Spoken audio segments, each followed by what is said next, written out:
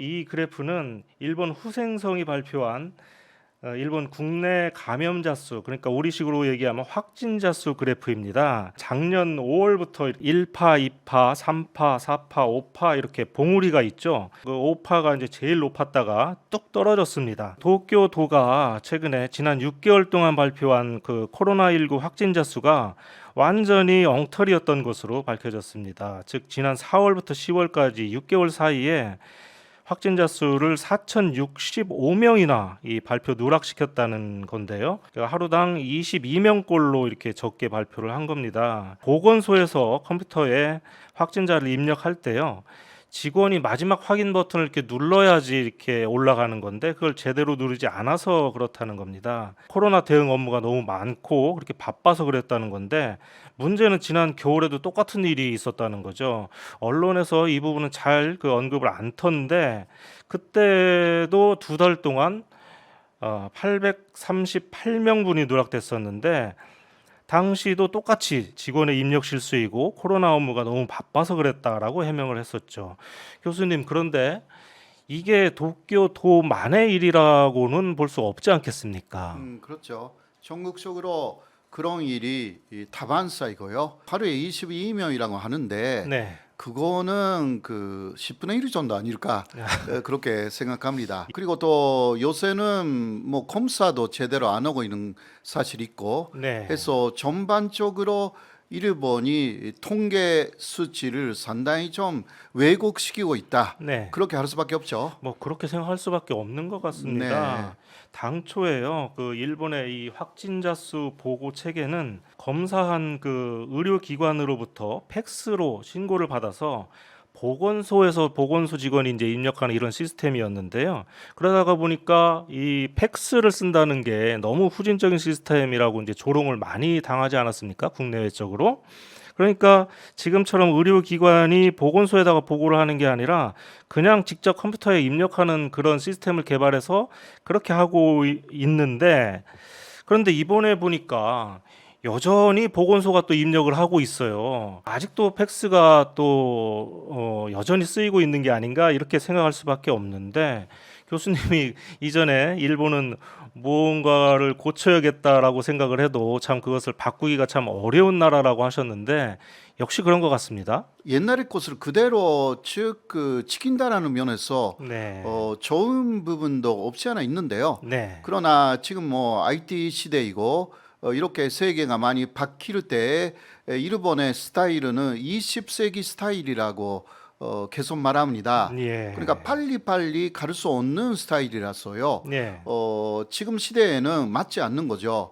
그것을 더 고치려고 열심히 노력하는 사람은 일본에서는 뭐 코노타로 예. 정도밖에 없어요. 오노다로가 행정개혁상을 맡아가지고 열심히 네, 노력을 하긴 네. 했었죠. 지금은 뭐 천재 선거에서 패배해가지고 예. 상당히 그 지금 그 자민당 안에서 홍보 부장이 됐지만 예. 밀렸잖아요. 예. 지위가 밀려가지고 이러한 사람이 계속 나오지 않으면 일본이 바뀌지 않는다. 그렇게 할 수밖에 없습니다. 예, 코노다로가 개인적으로 급한 성격도 있고, 네. 예, 분노를 잘 조절하지 못하는 그런 성격도 있고 해서 그런 문제가 있긴 하지만 어쨌든 간에 그 뭔가를 바꿔보려고 하는 사람이었는데 잘 안 돼가지고 최근에는 뭐 언론의 보도 자체도 잘 안 되는 것 같습니다. 예, 이번에는 어떻게 당선이 이번에는 됐습니까? 그러나 네. 당선됐고요. 네. 뭐 코이즈미 신지로도 당선됐고 네. 이시바 시게르도 당선되기는 했습니다. 네네. 네, 특히 코노타로는 여러 선거구에서 많은 후보자들이 응원 유세해달라 예. 그러한 그 지원 유세 그거 많이 했어요. 국민 여론은 굉장히 인기가 있으니까요. 네, 아무래도 인기가 있는 사람이다. 예. 라는 것을 그 자민당 후보들이 많이 알고 있어가지고 예. 그것으로 코노타로는 상당히 바빴다라고 합니다. 예. 반대로 그 코이즈미 신지로의 인기가 많이 아, 떨어졌어요. 그래요?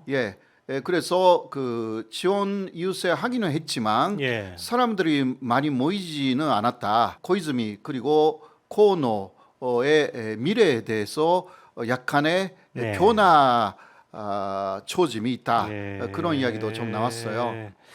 이번 선거 결과를 보니까 그런데 이제 그 사람들이 어떻게 중요한 자리에 중용되기는 좀 어렵지 않나 하는 그런 생각도 아, 이번에 그 드는데 기시다 내각이 완전 네, 패배를 했었어야 되는데 글쎄요. 네, 이번에 그 이상하게 이겨버려 가지고 이게 예, 좋은지 나쁜지는 좀 예. 이따가 그렇습니다. 말씀드리겠습니다. 며칠 전에 제가 또 어떤 일본 신문을 보니까 도쿄의 구청에서요, 그 직원 월급 관련 정보를 은행에 보낼 때 아직도 3.5인치 플로피 디스크를 쓴다고 합니다. 아, 네. 이 우리나라의 플로피 디스크가 없어진 게 거의 한 20년은 지난 것 같거든요. 그러니까 이게 그런데 아직도 안전하고 한 번도 고장이 난 적이 없기 때문에 이걸 계속 지금 쓴다고 하는데 예, 좌우간 일본이 이런 나라입니다. 근데 프로피 디스크라고 하면 네. 요새는 이름도 많이 까먹었던 그렇죠. 그런 예, 플로피 거잖아요. 디스크가 뭔가 아마 이런 예, 생각이 젊은 들 사람들은 텐데, 모르거든요. 예, 사실. 지금 이제 사진을 올렸는데 바로 지금 나오는 게 플로피 디스크입니다. 제가 언급했던 기사이고요. 예, 플로피 디스크 이제 여러분들 아시겠죠? 바로 이것을 지금까지 사용하고 있다고 합니다. 예, 어쨌든 간에요. 그 하루 22명꼴로 어쨌든 누락됐다고 하니까 이걸 이제 대세를 흔들 정도는 아니죠. 이 정도 가지고. 근데 문제는 이게 이 나라의 통계를 이런 식이라면은 도대체 믿을 수가 있나 하는 것입니다. 두 달 전만 해도 하루에 2만 5천 명씩 이게 확진자가 발생을 했었는데 요새는 하루 200명으로 뚝 떨어졌습니다.